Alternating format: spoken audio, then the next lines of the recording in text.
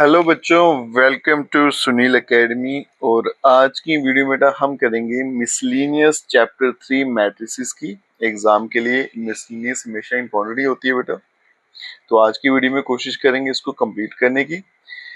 अगर आप वीडियो देखते हो तो लाइक जरूर करिएगा और चैनल को लाइक सब्सक्राइब शेयर कमेंट जरूर करें। स्टार्ट करते हैं आज का वीडियो। क्वेश्चन 1 क्या है? A and B are symmetric matrices, prove that A B minus B is skew symmetric matrix. First question, second question, question number 8, तीनों क्वेश्चन इंपॉर्टेंट है, ये एग्जाम के लिए जरूर कर लेना। तो क्वेश्चन नंबर 1 कहता है बेटा, अगर ए और बी सिमेट्रिक मैट्रिसेस है तो मुझे बताना है कि ए बी माइनस बी ए, ये भी क्या होता है? स्क्यू सिमेट्रिक मैट्रिक्स होगा। ठीक है, तो चलते हैं बेटा इसके प्रूफ पे और देखते हैं आसानी से कैसे सॉल्व होगा। तो चलते हैं बच्चों सोल्यूशन में। देखिए क्वेश्चन मुझे क्या गिवन था, ए और बी दोनों सिमेट्रिक मैट्रिसेस है। अगर सिमेट्रिक मैट्रिसेस है ना, यहाँ लिख लेते हैं A and B are symmetric matrices. ठीक है, ये दोनों सिमेट्रिक मैट्रिसेस है। इसका क्या मतलब होगा, कंक्लूजन क्या होगा वो याद रखिएगा। जो ए का ट्रांसपोज होगा बेटा वो ए है और बी का ट्रांसपोज बी है। ठीक है, और ये रिजल्ट हम आगे यूज भी करेंगे। ठीक है जी, अब यहाँ देखिए बेटा, मुझे क्या बताना है कि ए बी माइनस बी ए ये स्क्यू सिमेट्रिक है। ठीक है, उसके लिए क्या करेंगे, इसका ट्रांसपोज करेंगे। अगर मैं इसका ट्रांसपोज करूंगा तो ट्रांसपोज दोनों पर चल जाएगा, ऐसे इस पे भी लगेगा और इस पे भी लगेगा। आगे चलते हैं बेटा, प्रोडक्ट में अगर ट्रांसपोज है इसको खोलूंगा तो ये रिवर्स हो जाएगा, B transpose A transpose minus, और यहाँ पे ए ट्रांसपोज और बनेगा बी ट्रांसपोज। बराबर है। लेफ्ट साइड में क्या था बेटा, A B minus B A का ट्रांसपोज, और यहाँ पे मैं इधर पहुंच गया। अब बी का ट्रांसपोज देखिए क्या है बेटा, बी, ए का ट्रांसपोज ए है, वैल्यू डाल देंगे यहाँ पे, बनेगा B A minus A B. लेकिन यहाँ पे क्या है, ए बी माइनस बी है, तो यहाँ से माइनस कॉमन ले लेंगे तो बनेगा बेटा A B minus B A. ठीक है, इसका मतलब A B minus B A का जब मैंने ट्रांसपोज किया, आंसर क्या आ गया, minus of A B minus B A. ठीक है, ये कुछ इस तरह से बन गया, A transpose is equals to minus of A. अगर ऐसा बन जाए तो ये क्या बन जाएगा, स्क्यू सिमेट्रिक। तो इसका मतलब ए बी माइनस बी ए जो है वो स्क्यू सिमेट्रिक मैट्रिक्स है। स्क्यू सिमेट्रिक, ये बन गया स्क्यू सिमेट्रिक मैट्रिक्स। ठीक है जी, बराबर है बेटा, बड़ा आसान सा काम था, कुछ मुश्किल नहीं, एग्जाम में आता भी है। अब चलते हैं नेक्स्ट क्वेश्चन पे। क्वेश्चन नंबर 2 देखिए, यहाँ पे कहता है कि show that the matrix B dash A B is symmetric or skew symmetric according as A is symmetric or skew symmetric. कहता है ये जो मैट्रिक्स है बी डैश ए बी, ये सिमेट्रिक भी है या फिर स्क्यू सिमेट्रिक है, डिपेंड करता है कि हमारा ए कैसा है। अगर ए सिमेट्रिक है तो इसका आंसर सिमेट्रिक हो जाएगा, अगर ए स्क्यू सिमेट्रिक है तो इसका आंसर भी स्क्यू सिमेट्रिक हो जाएगा। ठीक है, ये ज्यादा इंपॉर्टेंट है क्वेश्चन नंबर 1 से। अब इसे सॉल्व करते हैं। अब इसका सोल्यूशन देखिए बच्चों, दो केस में डिवाइड करेंगे हम इसको। तो केस 1 ले लेंगे जब हमारे पास ए जो है वो सिमेट्रिक है।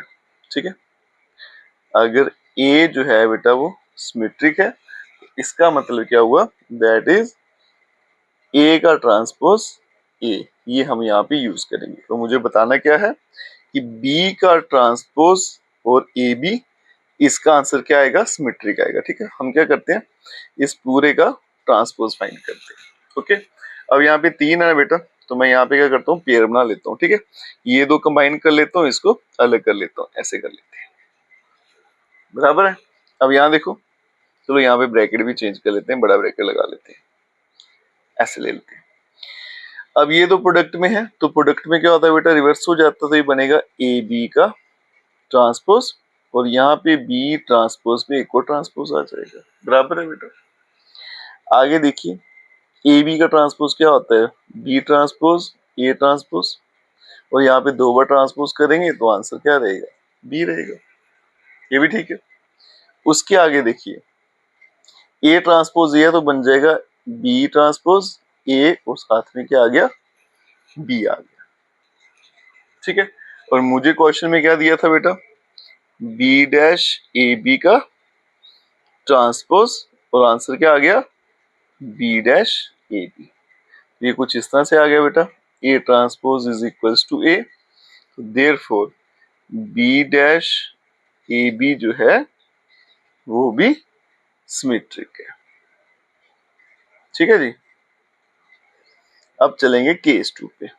ये आ गया बेटा केस नंबर 2। केस 2 में क्या करेंगे, ए जो है वो स्क्यू सिमेट्रिक ले लेंगे, स्क्यू सिमेट्रिक। ठीक है, अगर ये स्क्यू सिमेट्रिक है तो इसका मतलब क्या होगा, ए का ट्रांसपोज माइनस ए, ये मुझे यहाँ पे यूज करना है। अब फिर से चलते हैं बेटा, बी ट्रांसपोज ए बी और इस पूरे का ट्रांसपोज फाइंड करेंगे। अब यहाँ देखो बेटा, मैंने एक स्टेप एक्स्ट्रा कर दिया, यहाँ पे भी आप ऐसे ही करना, पहले ऐसे ही लिखना, फिर इसका पेयर बना लेना, एक स्टेप फालतू कर लेना। ठीक है, दो साथ में कर लेते हैं, एक अलग कर लेते हैं, एसोसिएटिव प्रॉपर्टी।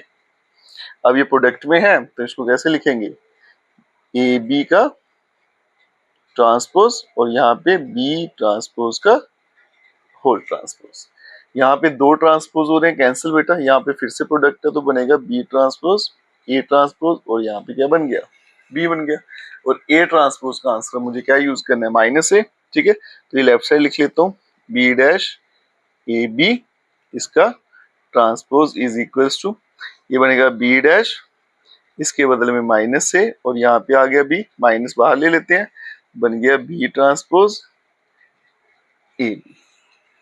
ठीक है, तो ये बन गया बेटा बी, इस पूरे का ट्रांसपोज नेगेटिव आ गया तो ये कुछ इस तरह से बन गया, A transpose is equals to minus half A.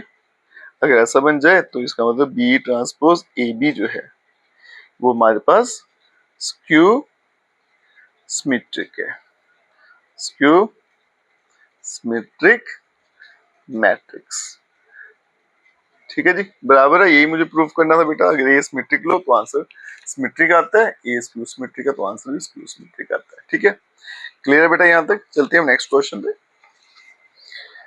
Question है find the value of x y z. X y z की वैल्यू मुझे पता लगानी है, ए मुझे दे रखा है और ये इस इक्वेशन को सेटिस्फाई करता है। बड़ा आसान से काम बेटा, इस इक्वेशन में वैल्यू डालेंगे और आंसर आप देखो खुद ब खुद आ जाएंगे। ठीक है, चलते हैं अब इसको सॉल्व करते हैं।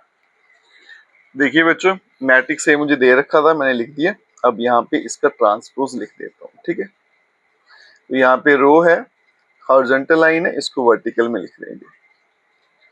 यहाँ पे x आ गया, y आ गया, माइनस z आ गया, x आ गया, माइनस y आ गया और z आ गया।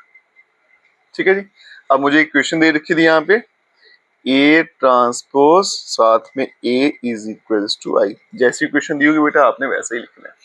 अब यहाँ पे डालेंगे वैल्यू। ठीक है, तो सबसे पहले a का ट्रांसपोज 0, फिर x आ गया, फिर x आ गया, फिर 2y, फिर y आ गया, फिर माइनस y, फिर z आ गया, फिर माइनस z, फिर प्लस का z आ गया, और यहाँ पे आ गया a 0, 2y, z, x, y, minus z, x, minus y और z। और यहाँ पे आइडेंटिटी मैट्रिक्स आएगा बेटा 1 0 0 0 1 0 और 0 0 1 आ गया। ठीक है, अब यहाँ पे सिंपली प्रोडक्ट करेंगे। अब यहाँ देखिए बेटा, ये रो इस कॉलम से 0 इंटू 0 0, एक्स को एक्स से करूंगा तो बनेगा एक्स स्क्वायर, फिर से एक्स को एक्स से करेंगे तो प्लस एक्स का स्क्वायर। यहाँ चलेंगे, ये तो 0 हो गया, ये बन गया एक्स वाई, और यहाँ पे माइनस का एक्स वाई। फिर चलेंगे थर्ड कॉलम के साथ, पहला तो 0 ही है, माइनस जी एक्स और फिर प्लस का जी एक्स आएगा। ठीक है, अब आगे चलते हैं। अब नेक्स्ट रो को करेंगे तो 2y को 0 से करेंगे 0, y को x से करेंगे बेटा तो आएगा xy।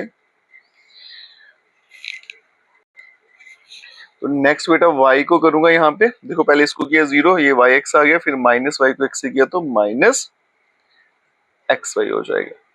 फिर चलेंगे कॉलम 2 के साथ, 2y बनेगा 4y का स्क्वायर, y को y से करेंगे तो प्लस y का स्क्वायर और माइनस माइनस प्लस y का स्क्वायर। फिर कॉलम 3 के साथ 2y को z से करेंगे तो आएगा बेटा 2yz, आगे आएगा बेटा माइनस yz, ये आ गया माइनस yz, और फिर इसकी बारी आएगी तो फिर से आ गया माइनस का yz। फिर रो 3 की बारी, 0 के साथ 0 माइनस zx प्लस का zx। फिर कॉलम 2 के साथ ये बनेगा 2yz माइनस zy और फिर से माइनस का zy। फिर करेंगे लास्ट कॉलम के साथ तो आएगा बेटा z का स्क्वायर प्लस z का स्क्वायर और प्लस z का स्क्वायर, और यहाँ पे आएगी आइडेंटिटी मैट्रिक्स 1 0 0 0 1 0 0 0 1 आ गया। ठीक है जी, अब आगे देखिए, यहाँ पे बनेगा 2x स्क्वायर, ये 0 बनेगा, ये भी 0 बन गया, ये 0 बन गया, यहाँ पे 6y स्क्वायर बनेगा, यहाँ पे भी क्या आ गया 0 0, यहाँ पे भी 0 और यहाँ पे आएगा 3z का स्क्वायर। ठीक है, और यहाँ पे आ गया बेटा 1 0 0 0 1 0 और 0 0 1। अब यहाँ पे क्या करेंगे बेटा, इक्वलिटी का साइन है तो ये कंपेयर करेंगे, इसका मतलब 2x स्क्वायर का आंसर 1, 6y स्क्वायर का भी 1 और यहाँ पे 3z स्क्वायर का भी 1। तो यहाँ से x स्क्वायर का answer 1/2, y square 1/6, z square 1/3। तो x का आंसर यहाँ पे प्लस माइनस 1/√2, y का आंसर 1/√6 वो भी प्लस माइनस में, और z का आंसर प्लस माइनस 1/√3, और यही आंसर था यहाँ पे x, y और z का। ठीक है, क्लियर है बेटा ये भी क्वेश्चन। अब चलते हैं नेक्स्ट क्वेश्चन पे, क्वेश्चन नंबर 4। यहाँ देखिए क्वेश्चन नंबर 4 क्या कहता है, for what value of x, x की वैल्यू फाइंड करनी है और ये प्रोडक्ट मुझे यहाँ पे 0 के बराबर दे रखा है। ठीक है, तो जल्दी से बेटा इसको सॉल्व करते हैं। प्यारे बच्चों, जो इक्वेशन यहाँ पे दे रखी थी लिख दी मैंने क्वेश्चन में, अब इसको सॉल्व करते हैं। तो ये मेरे पास एक ही रो है, यहाँ पे कॉलम 3 है, तो इसका पहले प्रोडक्ट करते हैं। ठीक है, पहले ये रो 1 कॉलम 1 के साथ, कॉलम 2 कॉलम 3 के साथ, तो यहाँ पे 3 ही नंबर आएंगे बेटा, 1 × 1 आएगा तो 1 हो गया, 2 × 2 4, 1 × 1 1, तो यहाँ पे बनेगा सबसे पहले 1 + 4 + 1। नेक्स्ट आएगा बेटा 2, बाकी सारे तो 0 है, थर्ड करूंगा ये 0 हो गया, ये 2 हो गया, ये 2 हो गया, तो ये बन गया 2 + 2 हो गया, और यहाँ पे 0 2x और यहाँ पे आ गया 0। अब यहाँ पे लिखते हैं फाइनल आंसर 6 2 और 4, और यहाँ पे 0 2x और यहाँ पे क्या आ गया 0। अब इन दोनों का प्रोडक्ट करते हैं फाइंड, 6 × 0 0, 2 × 2 क्या आ गया बेटा 4 है ना, और यहाँ पे 4 को x के साथ करूंगा तो बनेगा 4x = 0। 4 यहाँ भेज देंगे तो 4x बन गया -4 और x का आंसर बन जाएगा -1। ठीक है, और यही आंसर है इस क्वेश्चन का। ठीक है, तो आज की वीडियो बेटा यहीं तक रखते हैं, क्वेश्चन नंबर 4 तक। ठीक है, इसमें क्वेश्चन 1 और 2 इम्पोर्टेंट थे, वो एग्जाम के लिए जरूर कर लेना। अगर आप वीडियो देखते हैं तो लाइक जरूर करिएगा, चैनल को लाइक सब्सक्राइब शेयर जरूर करें। Best of luck.